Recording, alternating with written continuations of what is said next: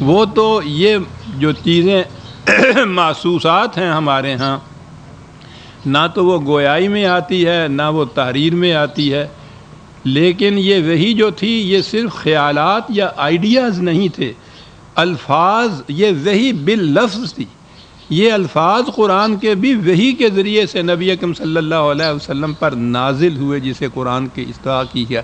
اب حضور نے اسے دوسروں تک پہنچایا تو پہلی چیز تو پہنچانے کی وہی بیان کی تھی، وہ گویائی کے ذریعے سے ان چیزوں کو دہرایا، صحابہ نے دہرایا، ان کو زبانی یاد کیا، وہ حصہ صرف گویائی کا آتا ہے۔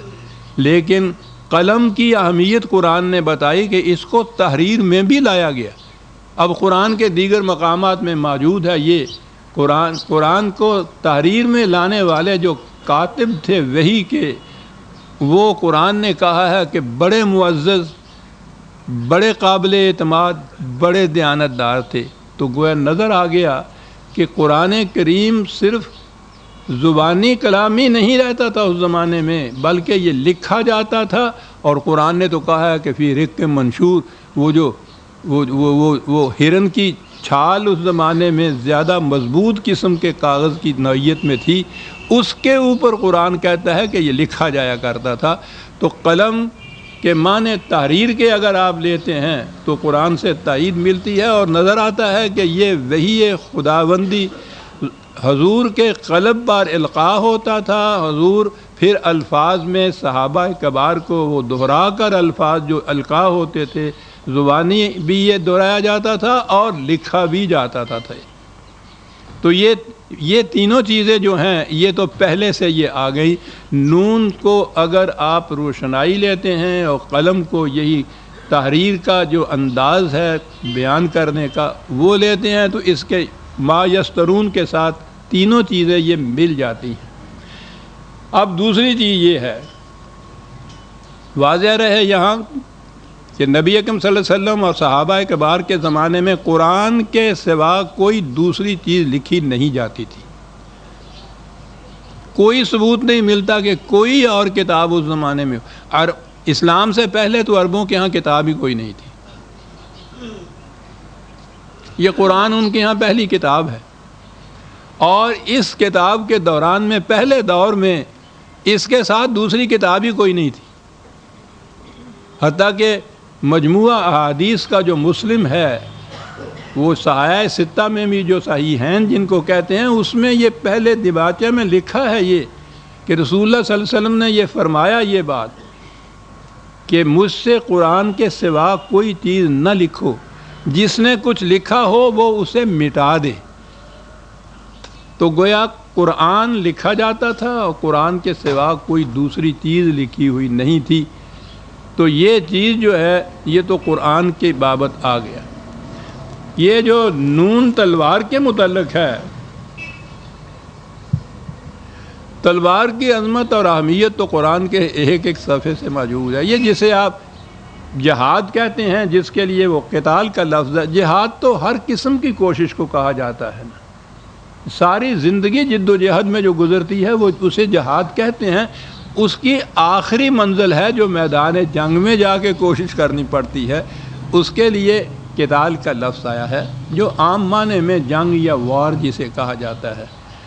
تو وہ تو قرآن بھرا پڑا ہے ان سے، اور نبی اکرم صلی اللہ علیہ وسلم اور پہلا دور جو ہے ہمارے ہاں کا، اس میں تو حضور کی خود عمر شریف کے کچھ سن 7 ہجری تک یہ ساری مسلسل جنگوں کی ہی تفسیر ہے، یہ ساری کی ساری اسی میں گزری وہ، تو اس سے تو تلوار کی عظمت موجود ہے۔ لیکن قرآن نے اپنے انداز میں ایک بات کہی ہے، وہ جہاں تلوار کی عظمت ہی نہیں بلکہ یہ جو سارا جسے کہتے ہیں نا پروسیس، سارا اسلوب اور طریقہ کار جو ہے تبلیغ نبوی کا، قیام دین کا، ایک سورت کے چند الفاظ میں وہ چیز آ گئی ہے۔ اور ویسے تو قرآن کا کون سا مقام ہے کہ جس میں کرشمہ دامن دل می کشد کے جا ہی جاس، وہاں سے نگاہ کے دامن کو وہ کرشمے کھینچتے ہیں کہ یہیں کھڑا ہو جا۔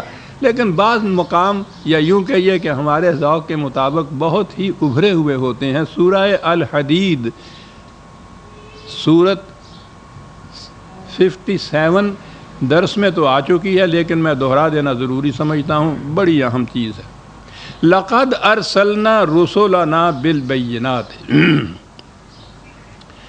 وانزلنا معهم الکتاب والمیزان لیقوم الناس بالقسط وانزلنا الحدید فیہ باس شدید ومنافع للناس۔ انبیاء کرام کو ہم نے نازل کیا۔ یہ تدریجی یا سٹیجز جو ہیں، جو چیزیں ہیں، بڑی غور طلب ہیں کہ انبیاء کرام کا جو انداز ہوتا تھا دین وحی کو دوسروں تک پہنچانا اور دین کے نظام کو قائم کرنا، اس میں تدریجی منازل کیا تھی؟ پہلی چیز ہے رسولنا بالبینات، دلائل اور براہین۔ کیا بات ہے صاحب! پہلی چیز جو آتی ہے وہ دلائل کی روح سے اپنے پیغام کو عام کیے چلا جانا ہے، اعتراضات کا جواب دینا، شکوک کو مٹانا، شبہات کا ازالہ کرنا، ہر چیز دلیل کے ساتھ پیش کرنا۔ قرآن میں بار بار اپنے مخالفین سے کہا گیا ہے یہ چیز کہ ہاتھو برہانکم ان کنتم صادقین، اگر تم سچے ہو تو دلیل لاؤ اپنے دعوے میں۔ تو گویا پہلی چیز یہ تھی کہ اپنے دعاوی کو دلائل کی روح سے صحیح ثابت کرنا اور یہ انداز اختیار کرنا تاکہ قلب اور دماغ دونوں مطمئن ہو جائے۔ ایمان اسی کو کہتے ہیں جو قلب اور دماغ دونوں کے اطمینان کے اور سکون کے ساتھ کسی چیز کی صداقت کو تسلیم کیا جائے۔ اگر یہ چیز نہیں ہے تو ایمان نہیں ہے، وہ رسم ہے۔ رسم میں نہ دماغ ہوتا ہے نہ دل ہوتا ہے، اور قرآن نے اس کی تردید اتنی کی ہے۔ رسم وہ چیز ہوتی ہے جو چلی آ رہی ہو اوپر سے، ساڈے ایویں ہی ہوں، یعنی اس کے لیے دلیل نہیں، برہان نہیں، دوائی اور فٹ نہیں، کوئی ریزن نہیں۔ بھئی کیوں کرتے ہو؟ جی ساڑھے ایویں ہوں، ہمارے یوں ہی ہوتا چلا آ رہا ہے،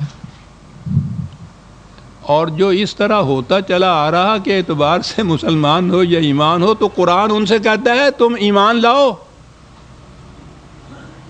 ہم نہیں سے ماننے کے۔ کیسے لاؤ؟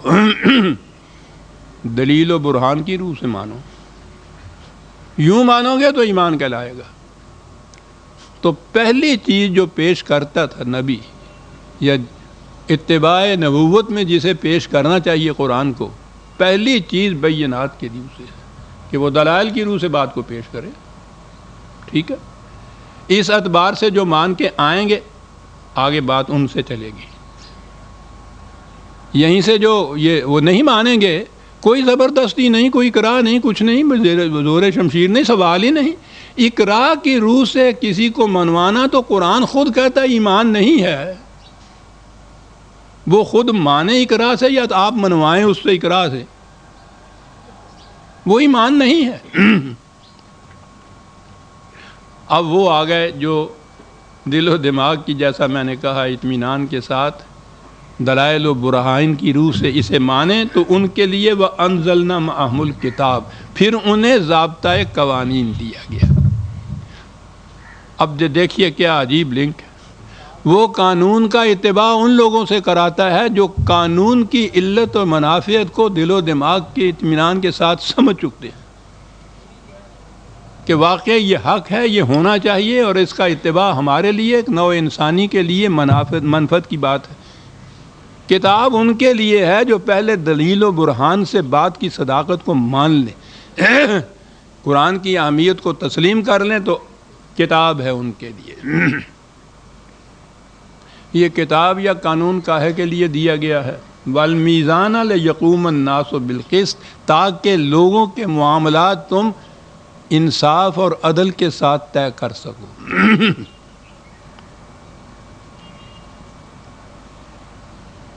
آپ کو یاد ہوگا 2 3 مقامات میں یہ آیا تھا کہ عدل کسے کہتے ہیں۔ تو ہمارے ہاں مروجہ قانون کی روح